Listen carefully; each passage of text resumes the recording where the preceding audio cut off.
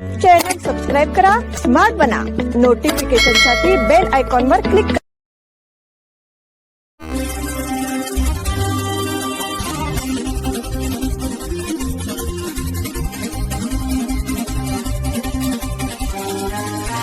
नमस्कार, स्मार्ट न्यूजच्या बुलेटिन मध्ये आपलं स्वागत. पाहूया आजच्या दिवसभरातील ठळक घडामोडी. शास्त्रज्ञांच्या सामूहिक राजीनाम्यांमुळे मिशन गगनयान संकटात.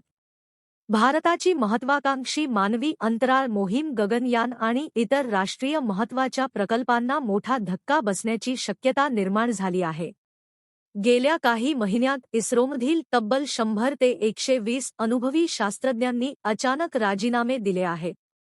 या राजीनामा लाटेमुळे निर्माण झालेली तज्ज्ञांची कमतरता लक्षात घेता अंतराळ विभागाने एक अत्यंत महत्त्वाचा आणि कडक निर्णय घेतला आहे.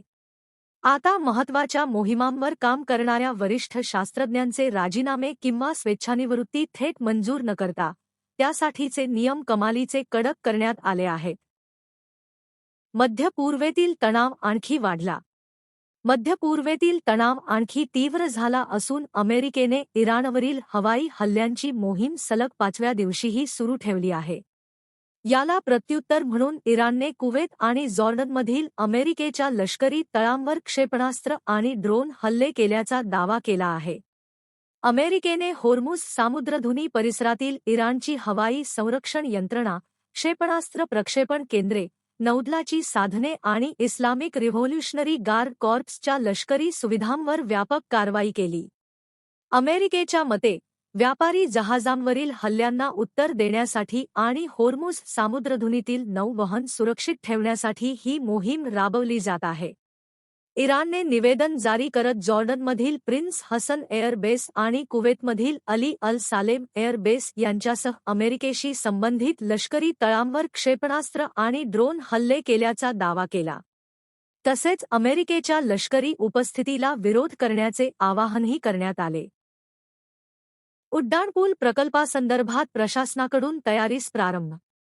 बेळगाव शहरातील बहुप्रतीक्षित उड्डाणपूल प्रकल्पासंदर्भात जिल्हाधिकारी कार्यालयात महत्त्वाची बैठक पार पडली. या बैठकीत जिल्हाधिकारी मोहम्मद रोशन यांनी प्रकल्पाची सद्यस्थिती, टेंडर प्रक्रिया, वाहतूक नियोजन, युटिलिटी शिफ्टिंग आणि पर्यावरण संरक्षणाबाबत सविस्तर माहिती दिली.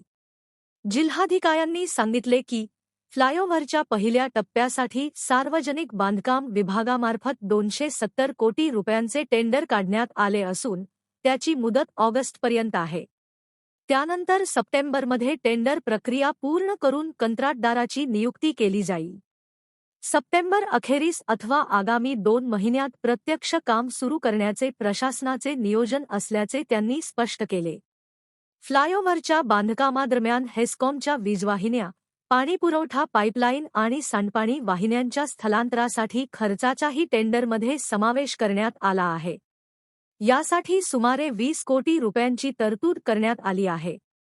बांधकामादरम्यान वाहतुकीवर कमीत कमी परिणाम होण्यासाठी पोलीस आयुक्तालय आणि पीडब्ल्यूडी यांच्या समन्वयाने वाहतूक वळवण्याचे नियोजन करण्यात आले आहे.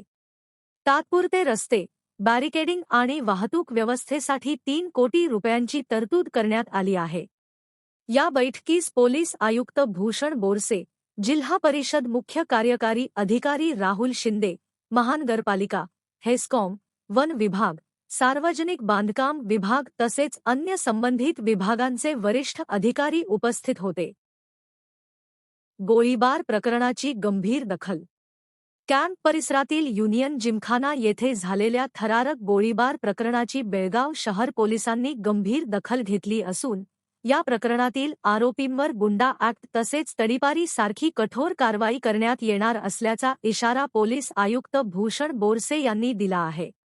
या घटनेनंतर शहरातील कायदा व सुव्यवस्थेबाबत चिंता व्यक्त होत असून पोलिसांनी आरोपींच्या शोधासाठी विशेष मोहीम सुरू केली आहे.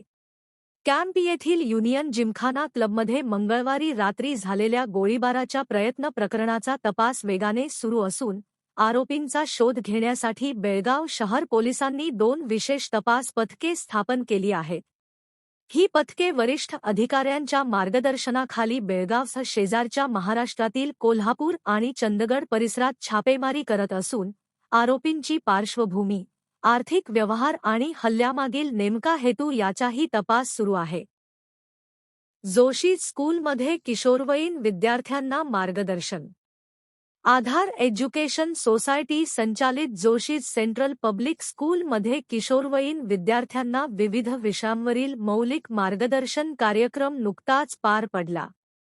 यामध्ये किशोरवयीन अवस्था, वैयक्तिक सुरक्षा आणि पॉक्सो कायद्यावर जागरूकता कार्यक्रम यावेळी घेण्यात आला. पौगंडावस्थेतील मानसिकता, चांगला स्पर्श, वाईट स्पर्श आणि वैयक्तिक सुरक्षा यांचे महत्त्व समजावून सांगण्यात आले. किशोरवयीन अवस्थेतील भावनिक आणि शारीरिक बदल तसेच बाल संरक्षणाचे महत्त्व याबद्दल विद्यार्थ्यांना स्क्रीनवरील सादरीकरणाद्वारे मार्गदर्शन करण्यात आले. शिवसव ज्योती होमिओपॅथिक मेडिकल कॉलेजमधील तज्ज्ञ डॉक्टर नूतन गुंडाळ आणि डॉक्टर अस्मिता पाटील यांनी मार्गदर्शन केले. प्राचार्य डॉक्टर अरुण जाधव यांनी अध्यक्षीय विचार व्यक्त केले. कार्यक्रमाचे सूत्रसंचालन राजेश्वरी तरबर यांनी केले. गीता इटगी आणि सहना प्रभू यांनी व्याख्यात्यांची ओळख करून दिली. कार्यक्रम संयोजनासाठी शिक्षक वर्गाने परिश्रम घेतले. चन्नेवाडी गावासाठी स्वतंत्र बूथ व वॉर्डसाठी जिल्हाधिकाऱ्यांना निवेदन. खानापूर तालुक्यातील चन्नेवाडी येथील ग्रामस्थांनी गेल्या 2 दिवसांपूर्वी खानापूरच्या तहसीलदारांना निवेदन देऊन गावासाठी स्वतंत्र बूथ व वॉर्डची मागणी केली होती. आज महाराष्ट्र एकीकरण समितीचे युवा नेते व चन्नेवाडीचे रहिवाशी धनंजय पाटील यांनी जिल्हाधिकारी मोहम्मद रोशन यांची भेट घेऊन चन्नेवाडी गावासाठी स्वतंत्र बूथ व वॉर्डसाठी निवेदन सादर केले. या निवेदनासोबत खानापूर तहसीलदारांना दिलेल्या निवेदनाची व सह्यांचीही प्रत सोबत जोडली. जिल्हाधिकाऱ्यांना माहिती देताना धनंजय पाटील यांनी विविध मुद्दे मांडले. यावेळी जिल्हाधिकारी मोहम्मद रोशन यांनी पुढील महिन्यात चन्नेवाडी गावासाठी स्वतंत्र बूथची व्यवस्था करण्याचे आश्वासन दिले.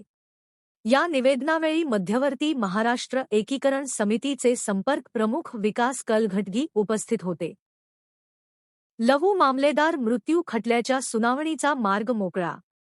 गोव्याचे माजी आमदार लवू उर्फ सूर्याजी मामलेदार यांच्या मृत्यूप्रकरणी दाखल फौजदारी खटला रद्द करण्यासाठी केलेला प्रयत्न निष्फळ ठरला आहे. संशयिताने उच्च न्यायालयाच्या धारवाड खंडपीठात दाखल केलेली याचिका मागे घेतल्याने मूळ फौजदारी खटल्याच्या सुनावणीचा मार्ग मोकळा झाला आहे.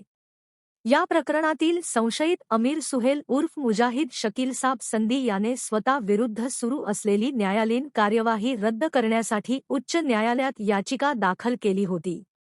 न्यायमूर्ती अनंत हेगडे यांच्या खंडपीठासमोर सुनावणीदरम्यान काही काळ युक्तिवाद झाल्यानंतर आरोपीच्या वकिलांनी याचिका मागे घेण्याची परवानगी मागितली. त्यानुसार न्यायालयाने याचिका मागे घेतल्याची नोंद करून ती निकाली काढली.